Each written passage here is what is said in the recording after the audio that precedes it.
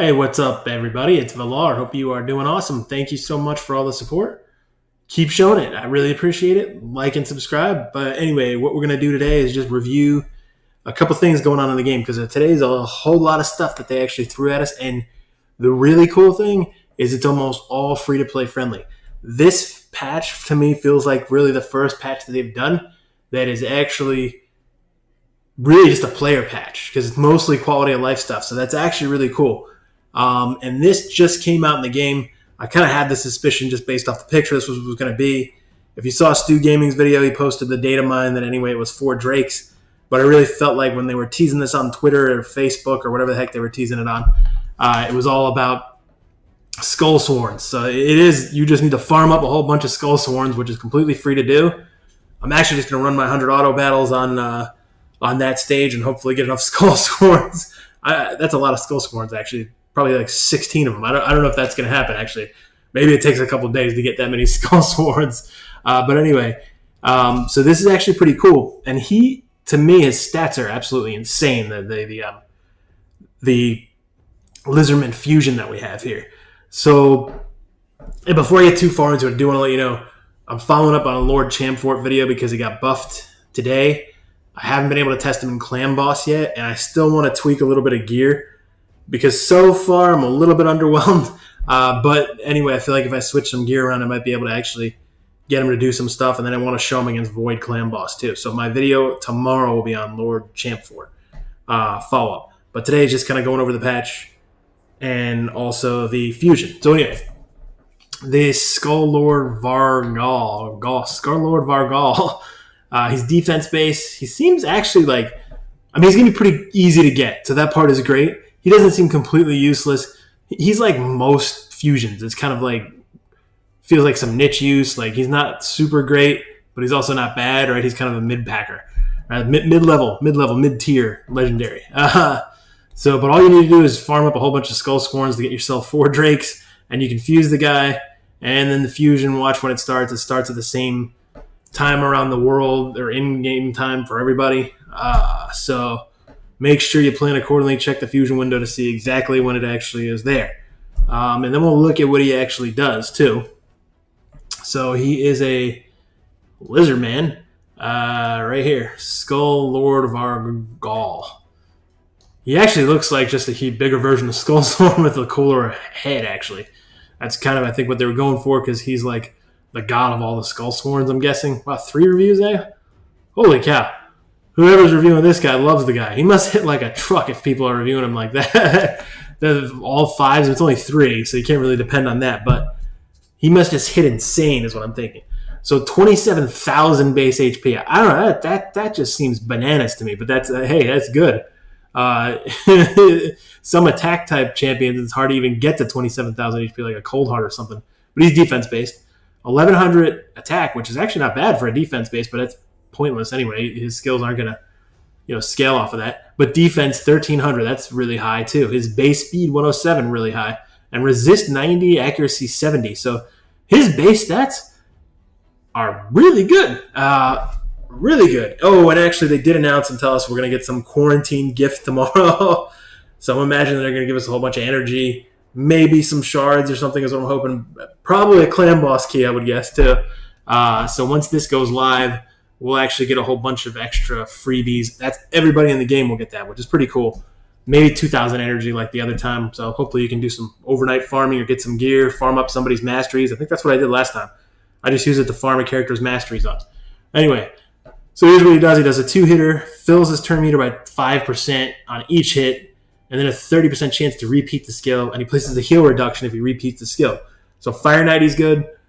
He might even be good in Clam Boss with this because you can potentially get him a 4-hitter. The heal reduction is pointless. Like you don't even want that. So maybe not because you're going to build him higher accuracy to get that. So I don't think you would do that in Clam Boss. But it'd just be for the sake of pure damage and getting a 4-hitter on there. That's basically it.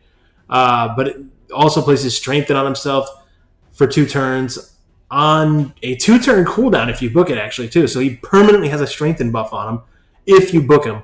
And then 75% chance of placing Provoke on the target for 1 turn, which you can book up to 100%.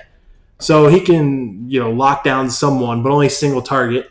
And then he has his AoE, which is a 4-turn cooldown, you can book up to 100% chance to land the 50% decrease attack, so the good decrease attack, which is really nice. And then also, when attack decreases the attacker's max HP by 5%, can't decrease a single max HP by more than 50%.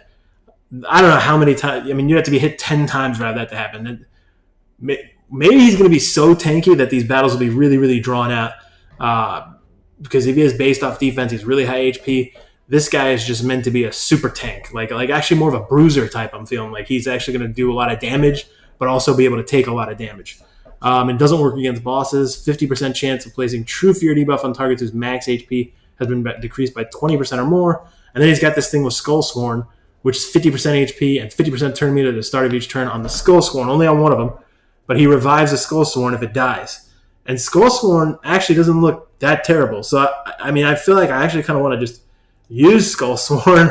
I mean, he's just your average rare, really, but he has a 1-2 hitter on his A1, 20% chance of getting an extra hit, which you can actually get up to a 30% chance. And then 30% chance to increase speed without a 4-turn cooldown, and then a counterattack on himself, too. And then fills turn meter by 15% on crits, and if he kills an enemy, fills it by 50%. And then that's pointless. Speed and faction grips. But anyway, so although his base speed is really low, like this is the opposite. Like his attack is decent. I don't know. I feel like it'd be kind of hard to build a Skull Sworn just looking at his base stats. As excited as I felt about the other guy's base stats, this guy's base stats suck. 12,000 HP, 1,300 attack. That's the only thing that's good. The rest of it's bad. Really low defense. Really terrible base speed. So I don't know, because you would want this guy popping off fast as you can. But maybe just get him to nuke people down. But he doesn't. His crit damage is actually pretty low too. So I don't know. I feel kind of meh about that part actually. So anyway, but this guy could be good without Skull Sworn. So let's see how many books did he take though. He's got 3 here. He's got 4 there. He's got 5 there. So 12 books. Okay, I mean that's a decent amount of books for legendary books too. I don't know if you're gonna book them, but this actually I didn't realize it was permanent. So it's a 2-turn cooldown, and it lasts for 2 turns. So he's always gonna have the strengthen buff up, and he's always gonna be able to place a provoke. That could be pretty annoying. That could actually be pretty good. So anyway, that's more for me like an arena type skill that you would use to just lock someone down. Okay, so that's kind of what we have there. So be pretty easy to do, and we have all the way till April 30th to do it. So we got 2.5 weeks or so, or even almost 3 weeks here to do it. So that's great. Now the other stuff that's going on is the huge, absolutely the best patch that they've come out with. I mean, really, just it's not even close to consideration. The rest of these patches have been an absolute mess. The game didn't crash today either, which is crazy. The last patch was like, we had weeks worth of crashing, so we didn't actually have any crashing. So maybe they upgraded the servers. I don't recall the game crashing at all today. So hey, that's nice actually. So we got artifact filtering. Thank you so much for this. This is awesome. You can filter it by accessory type or artifact or primary stats, substats. You can look and swap gear. So if it's on someone, you can just pick it right from the person and swap it to the person you have there. That's great. Increase the max size of your main champions. Not the storage, but the main roster. You are going to have to spend gems or silver to do it, so that part kind of sucks. But it is what it is. Clam boss changes. This is the Clam boss counter's live, which is really cool. Champions killed. You can't be revived after 50 turns if you have unclaimed rewards from Clam boss battles. What does that mean? I thought it did that already. Oh, okay. The red dot indicator will now be shown in the game modes interface if you unclaim rewards from Clam boss. But whenever I go in there, I don't have a claim reward. There's always a red dot in the Clam boss thing. Whatever. So platinum tier, there's a limited amount of battles you can do. So they're trying to limit the people who cheat in that, but I don't even care because I'm not in platinum. I do care that people cheat. That's kind of lame. But in that type of an environment, they're going to create it. Though. If you limit it to only 300 players, I guarantee you there's collusion and cheating going on because those same players want to stay where they're at. Early game rewards, kind of cool. They increase the silver on the first missions. If you're a brand new player now, you actually get lifesteal set right away. That's actually helpful versus you had to wait a full week to have a full lifesteal set before, or it was about, well, I guess 4 days, but technically to get every piece you had to wait 6 days. Faction wars are being rebalanced so that you're actually dropping better glyphs even from stage 10 through 12. So that's actually kind of where I farm most of my faction wars, just because, I mean, I'm just like most people, I could really care less about faction wars besides getting a few glyphs. And then I just go on like stage 10 through 12 and click the button and wait 10, 15 seconds and redo it over again. That's pretty much it. Relentless did get a little bit of a nerf, but that's not that big of a deal. It doesn't proc the extra turn off abilities that already proc an extra turn. Okay, so you can't go 25 times in a row if you get lucky, right? So that's probably more fair to have it like this versus just complete luck on all that. So now you can proc one extra turn off the set, but you can't keep going over and over and over and over and over and over again off ability that procs an extra turn, then procs another extra turn, and another extra turn, and then another extra turn. That's done. And then here's a lot of the rebalancing. Duchess Low 2 they changed because they actually enhanced Veil and Perfect Veil. Lord Champfort, who I am actively working on, and we'll have the follow-up video out tomorrow on, as far as him as decreased defense. Everything now scales off of HP, and then his shield now is just permanent. That part is actually pretty cool. So some of the testing I've been doing with that, I actually, it doesn't work, but I actually put him in solo against Ice Golem to see if he would actually do it. He gets almost through the second wave with just him because of the shield. So that part's actually pretty cool. Mashalette is now like top tier. Go check out Ali Play's video on Mashalette. I know he just did one on him, so check it out.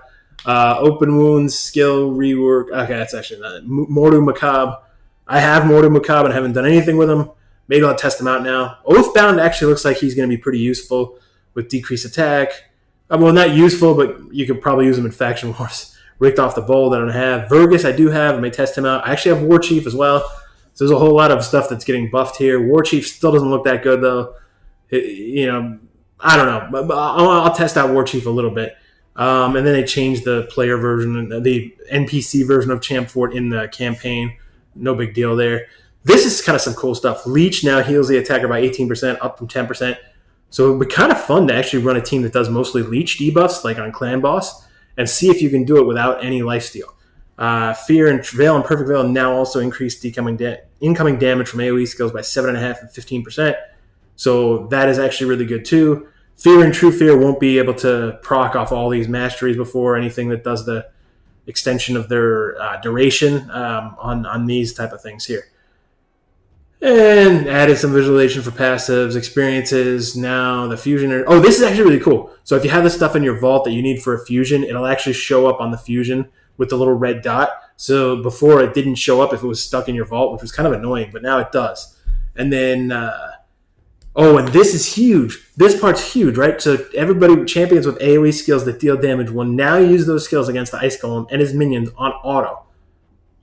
That could be a big game changer, depending on some things. Like, Xavia wouldn't use it. She can block revives. She's negative affinity, but who else would use it? Foley wouldn't use it. So Xavia and Foley now do it, which would be pretty interesting. Foley actually might have just got another stealth buff there because of that.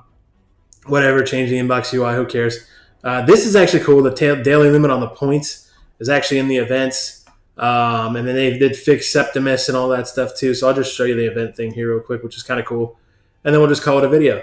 So you can see here, I've done 1 point there on 90 points, 16 points there. So it shows you, it's just after reset right now. So, but it shows you the points, like you have to click in for the total, but it does show you the points that you get.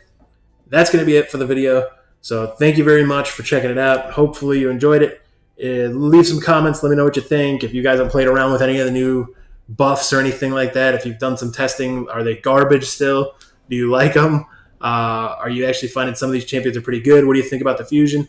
All that good old stuff. So please like and subscribe. I'll be back soon with another video. Cheers.